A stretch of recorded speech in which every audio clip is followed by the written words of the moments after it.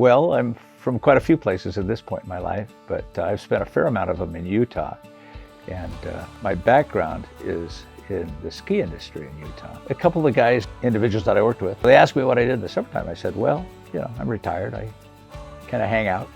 And they said, oh, you might enjoy what we do. And they explained it to me. And this was several years before I started doing it. But I thought, yeah, that sounds kind of fun.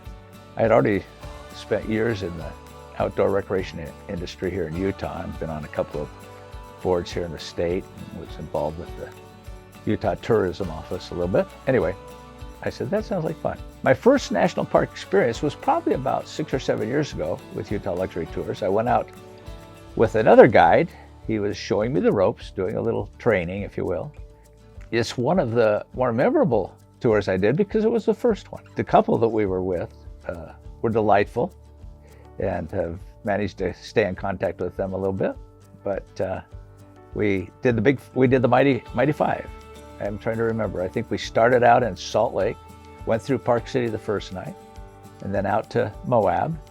We did Canyonlands and Arches and hiked up to Delicate Arch one afternoon and a bunch of other hikes, of course.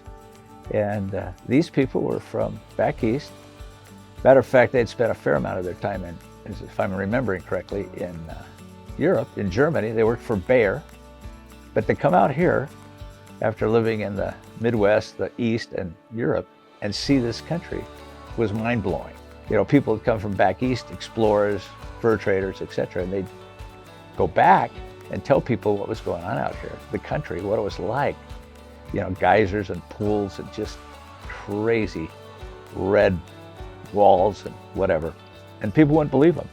It was just incomprehensible for most people. And it's still that way today.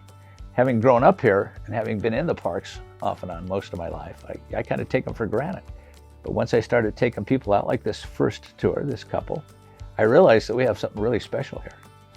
And for most people, the opportunity to come here, and a lot of them will tell you this too, they've been all over the world. That's the other thing that's interesting. A lot of these people have traveled a lot, and they'll say, well, we decided we'd come out and see what was out west here. We decided we were going to explore the U.S.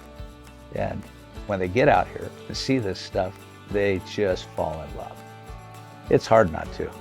I don't think I ever go back into Zions, for example, when I just don't have a feeling for it.